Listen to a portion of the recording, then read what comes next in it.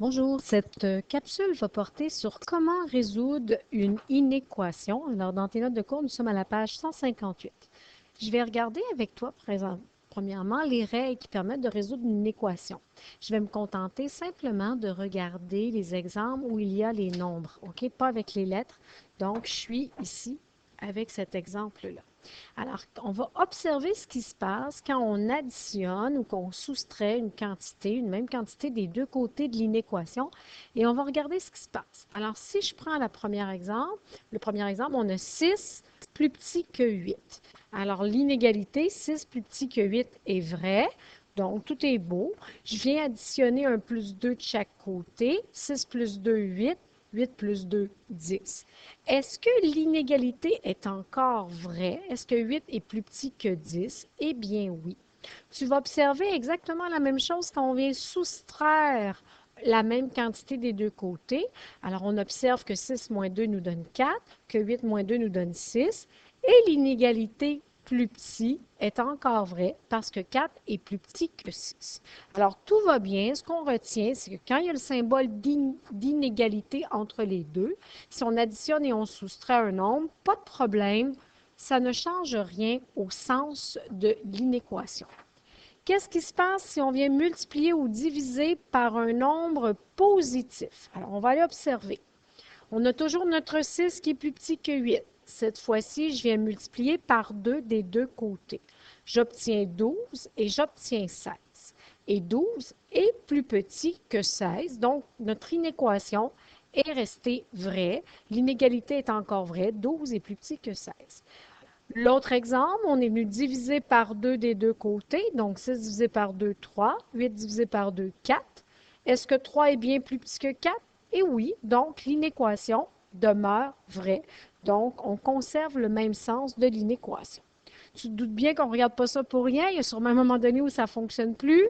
Eh bien, tu vas devoir faire une modification quand tu vas multiplier ou diviser par un nombre négatif. Observe bien ce qui se passe. On a toujours notre 6 qui est plus petit que 8, sauf que cette fois-ci, on multiplie par moins 2. 6 fois moins 2, moins 12, et 8 fois moins 2, moins 16. Et là, parce qu'on est dans les nombres négatifs, moins 12 est plus grand que moins 16.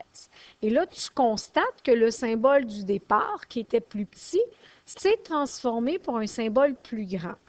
Pourquoi? Parce que nous avons multiplié par un nombre négatif des deux côtés. Observe bien ce qui se passe quand l'on divise par un nombre négatif. C'est le dernier exemple qu'on a ici. 10 divisé par moins 2, moins 3. 8 divisé par moins 2, moins 4. Et moins 3 est plus grand que moins 4. Parce que sur notre droite numérique, petit rappel, on a 0, moins 1, on y va à l'envers. Donc, quand on vient multiplier par moins 2, on se retrouve divisé par moins 2, on se retrouve avec, par exemple, moins 4, moins 3 ici et moins 4. Et notre moins 3, eh bien, il est plus grand que moins 4 parce qu'il est à droite de moins 4 sur la droite numérique. Donc, ce qu'il faut retenir, c'est que quand tu multiplies ou divises par un nombre négatif, tu vas devoir inverser le sens de l'inéquation. Je vais te faire des exemples numériques, tu vas voir, ça devient un petit peu plus clair. Avant d'aller faire l'exemple au numéro 13, je veux juste te faire une petite remarque. Quand on écrit 2 plus petit ou égal à x, c'est la même chose. C'est équivalent à dire que x est plus grand ou égal à 2. C'est-à-dire qu'on lit dans l'autre sens. Et dans le deuxième cas, 6 plus grand ou égal, pardon, 6 plus grand que x, c'est la même chose que x plus petit que 6. Donc, on lit encore une fois dans l'autre sens. Pourquoi je te fais faire ça? Bien, quand on isole notre variable, comme au numéro 13, vous avez tendance à les laisser soit à gauche ou à droite. Alors, il faut être capable de lire des deux côtés. Et c'est pas grave, tu peux le laisser soit à gauche, soit à droite, ça ne change rien. Il faut juste être capable de lire dans les deux sens. Alors, le 13A, je vais le faire comme nous avons appris en classe. Donc, nous avons appris en secondaire 2, je veux dire, quand il y avait un égal et non un plus petit. Ça se fait de la même façon. Souviens-toi, quand on additionne, quand on soustrait, pas de problème. C'est juste quand on divise ou on multiplie par un négatif. Fait qu'on va y aller comme d'habitude. On veut isoler les x, donc on enlève le côté où il y en a le moins.